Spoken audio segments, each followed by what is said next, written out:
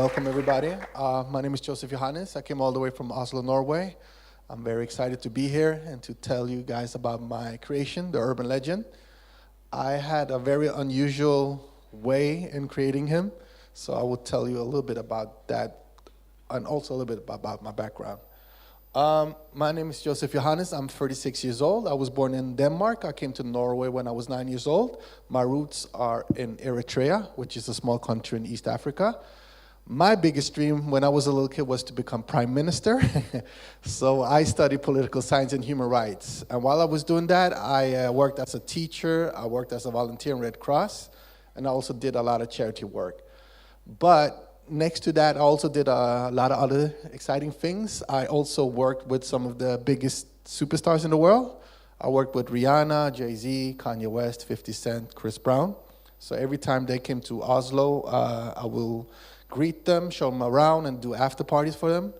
And then every time I went to New York, they would greet me, and I would go with them on tour, and they would show me how they work and connect me with connections. And also, I got a very good insight in how the entertainment business work in the U.S.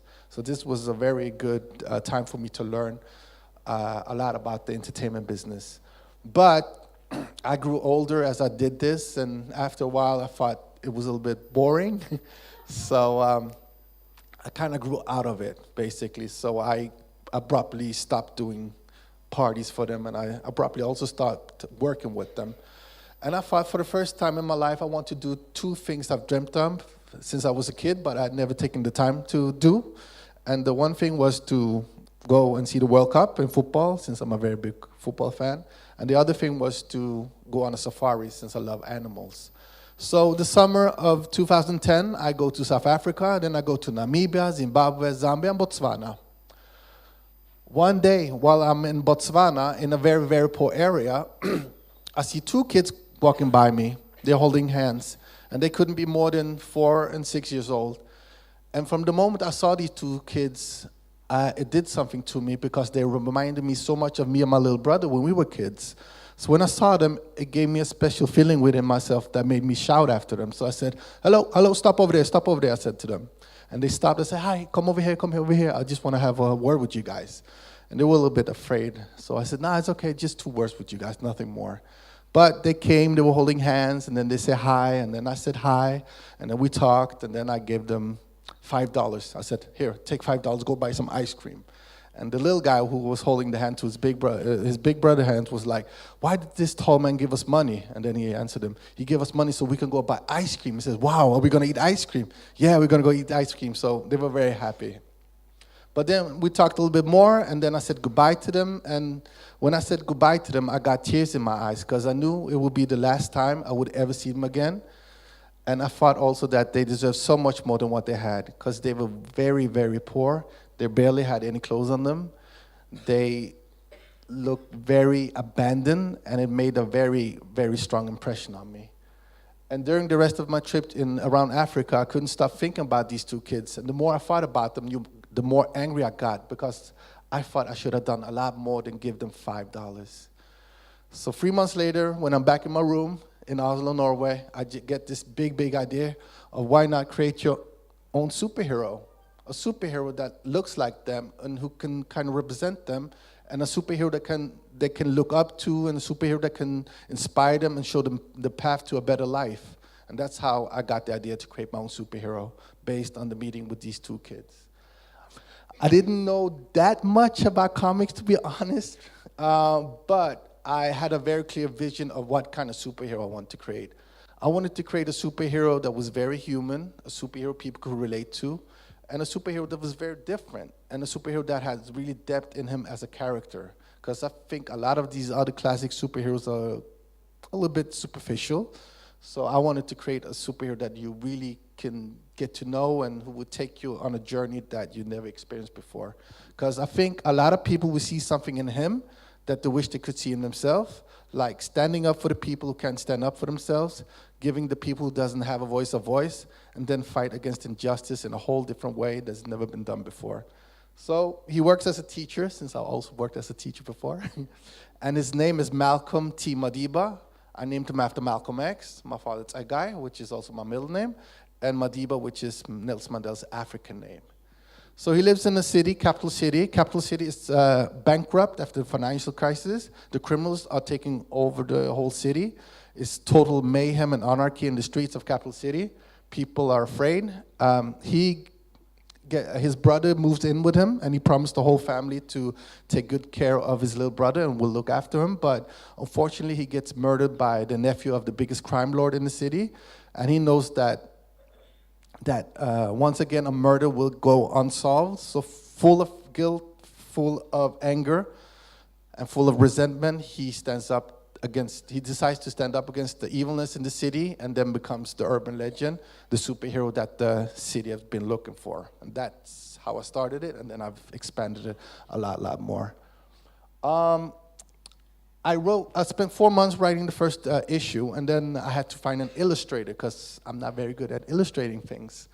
And I put out an ad on a very famous website for illustrators.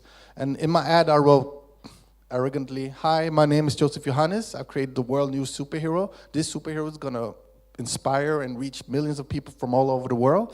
I'm looking for a talented illustrator who wants to be part of a journey that he or she would never, ever get the chance to be a part of unless they get in touch with me now. So if you're interested, send me an email, period." And people really, really love the project. I got so many requests from all over the world who wants to draw my superhero. And I told them how I wanted my superhero to look like. I think I got 26 different requests from all over the world. And I told all of them to do a little sketch of my superhero so I could see if they were the right person for the job or not. But unfortunately, they were awful. Oh yes, the drawings I got was awful. It was not something I was looking for. And I got really upset. And I started pulling my hair out of frustration. And that's why I don't have any hair today. So it was frustrating. But in the end, I found an illustrator, Steve Baker. And he's been doing art. He's been drawing for Marvel, Disney, Sega, Xbox. And he loved it. And we started drawing. We started the story. And I thought first I would spend 6 months, but I spent a whole year. And when I held the first issue of the Urban Legend, I was very happy because here it was, and now I'm ready to show the world how great my superhero is. And I started in Norway, but in Norway, I got rejected from all publishers. Oh yes, they rejected it. They didn't believe in it, they started dissing it, and they were very rude and unkind to me, and yeah, they were laughing at me basically. And also, on top of that, I started getting a lot of hate mails from people in Norway and from all over the world, like mostly because he was black, basically. Because a lot of people haven't seen a black superhero before, and they were kind of scared, I think, of this. So they started sending me a lot of nasty messages, like, how can there be a black superhero when all black people are criminals? All black people are the reason why this earth is going under, and so on and so on. And I got very, very angry.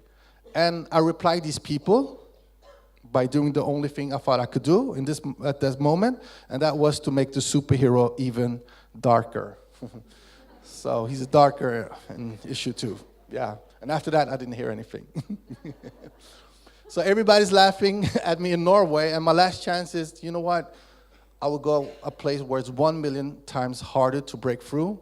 I will go to a place called the United States of America. So I go to Comic-Con San Diego, the summer of 2012. And I have issue 1 and issue 2 of the Urban Legend with me, and they absolutely love it. They love it, they love it, they love it. They almost fell off the chair when I showed it to them, and I was having meetings with big CEOs from the great companies of big companies in the entertainment business. I showed this to Marvel, Dark Horse, Microsoft, Nickelodeon, Cartoon Network, and so on. I have meetings with all of them, and I meet many of my idols that I give the comic book to, and they like it so much that they ask if they can take a picture with me. Isn't that cool? Oh, that's very cool, trust me. So what happens is that I get a lot of offers. I sign an offer with a company that was most true with my vision and my ideals. And after I signed the contract, they called me 3 months later and say, Joseph, everybody loves your superhero, the Urban Legend in the US, and they'd be calling us up all the time, and guess what?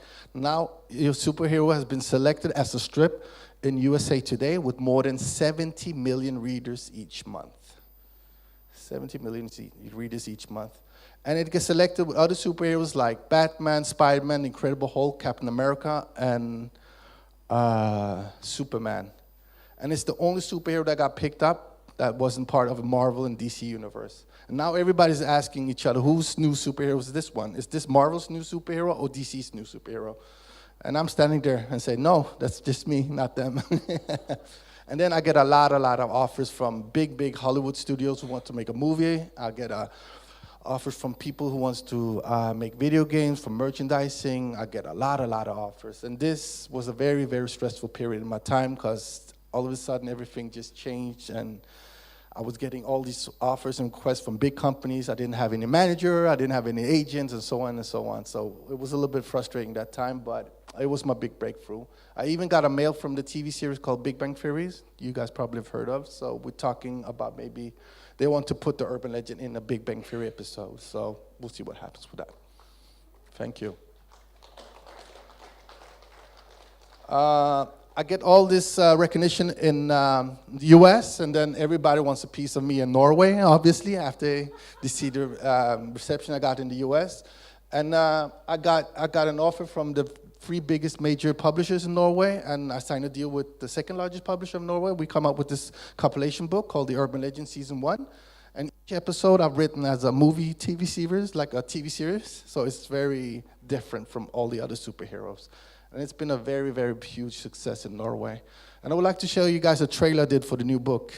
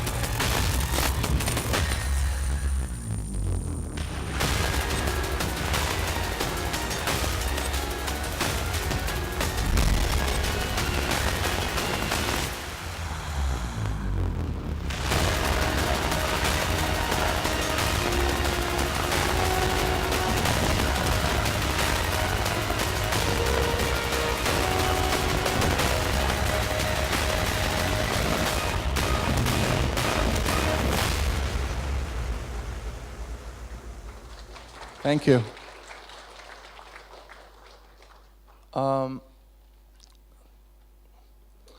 After the whole success I get in the US, I got a lot of requests from big companies and small companies, and one of the big requests I get is from the Nelson Mandela Foundation in South Africa. They call me and they congratulate me with with the success, and they think it's very cool that there's finally a black superhero out there, and that he's also named after Nelson Mandela. So they asked me if I want to be a Nelson Mandela ambassador, which I happily accept. So they invite me to South Africa, and we do a big project in Johannesburg. But they thought that this adult version of the urban legend was a little bit too much for the small kids. So what I did was then make a special edition of the urban legend for kids that teaches kids about education, about self-respect, and about not bullying each other. And this issue we printed several thousand issues of and donated it to schools and orphanage homes around Johannesburg, and then particularly in Soweto. And here I am at the home of Nelson Mandela with Mandela's ex-wife, Winnie Mandela. and it was very inspiring. We spent a whole afternoon together drinking tea, and she told me how it was in South Africa during the apartheid and how it's changed to what it is today, and it was very, very inspiring to hear her story. So what I do sometimes is I make special editions of the urban legend, talking about topics that I think is important for kids to know more about, like, for example, the disease Ebola, because 2 years ago there was a awful Ebola epidemic, and I saw so many kids getting hurt by it, losing their parents to it. So I made an urban legend special edition about Ebola, teaching kids about Ebola, how they can protect themselves against Ebola, and not to make fun of people who are the victim of Ebola. And this issue we printed several thousand issues of, we translated to 10 languages and donated to schools and orphanage homes, health clinics and hospitals around Western Africa, and then particularly in Liberia and in Sierra Leone. And today the urban legend is also a part of school curriculum, and this is my proudest moment. I never anticipated this, but it's now today school curriculum in Norway, South Africa, Kenya, Eritrea, and in Brazil. Thank you. This is our latest special edition, which talks about bullying, and it shows bullying, what kind of bullying boys goes through and what kind of bullying girls go through, and then it shows how you can fight against bullying. And what this anti-bully issue symbolizes is this, that no matter what the obstacle or the problem or the whole situation is, we have to solve it collectively. Like, all of us have to go together as a force and then combat that situation. I met Kaila Shajarity a couple of years ago at the Nobel Peace Center, and Shirin Ebadi, she won the Nobel Peace Prize in 2003, and it was very inspiring to meet these two people. Sorry. And hopefully we will. Shirin Ebadi wants to make a special edition of Urban Legend that talks about women's rights in the Middle East, while Kaila Shajarity wants to make a special edition about the urban legend that talks about children's rights in India, and a little bit about child labor as well. So hopefully we'll be able to meet soon and make a special edition about the urban legend.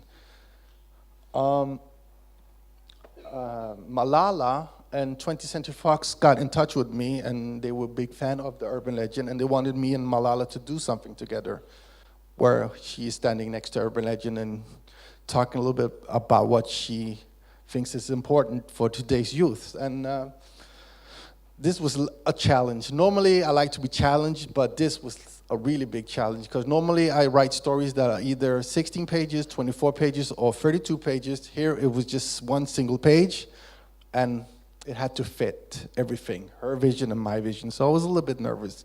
But luckily, I got to see her documentary called He Named Me Malala 2 months before it came out. And one thing I noticed in the documentary is that she really misses going back to Pakistan, to her village, being in her class with her classmates, but she can't go back because of the situation she was involved with Taliban and so on. So what I did was then put the whole situation, this one page where she is back in Pakistan, in her village, in her classmates, talking to them with the urban legend, and then talking about what she thinks is important. And since she's a big icon for women's rights and so on, I didn't feel comfortable as a man putting words in her mouth. So what I did was use her own quotes as her text, and that was really, really well received all over the world, and it was very inspiring to be able to do something with Malala on such an important thing. So I was very happy to get that opportunity. I was so happy to meet Stan Lee. Not bad, huh? So I didn't know he was a big fan of the urban legend, so I met him at the New York Comic Con last year, and it was a very, very special moment for me to be able to meet him and give him the urban legend. And he said I couldn't leave him without signing him an issue of the urban legend, so I signed him an issue. And then I asked him if he could sign an issue of the urban legend himself to me, so he did that. So that was really cool. Here I am with 50 Cent, promoting the urban legend with Jim Kelly, one of my big childhood idols. He was in the Bruce Lee movie Enter the Dragon. Here I was with Lou Ferrigno at the Comic-Con in San Diego. he played the Incredible Hulk in a very popular TV series that was in the 70s and 80s, and I think he really made the Incredible Hulk to what it is today. I don't think he gets enough props. So I met him, and I showed him the urban legend.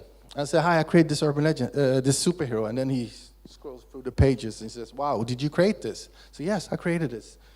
Is he any strong? Is he as strong? And he was asking me in a little bit rude way, and then I answered him, "He's strong enough to beat the Hulk." And then he got mad. So it was right before the Hulk and the urban legend was fighting off. Nah, it was not that bad, but almost. But it was great to meet him as well. So so we just came out with a new book. It's been nominated for Book of the Year in Norway, so I'm very happy about that. And now we're going to expand worldwide. We got almost 26 issues. Hopefully, I will love to get it published in India as well. And now the main focus is really getting it out in the US, because we got a lot of traction over there. And the second largest studio, Hollywood studio, is really interested in making a movie of it. So I've been a lot to Los Angeles and New York lately. So it's exciting time. So I'm very happy to be in that situation right now where I am. So the superhero was mainly created to inspire kids and people to follow their dreams and do the best with what they have, basically. And that's what I've done. And I tried my best. And I want also other people, and I want to show other people that it's also possible for them to achieve big things as long as they work hard, believe in themselves, and teach other people with respect, basically. So, yeah. Thank you.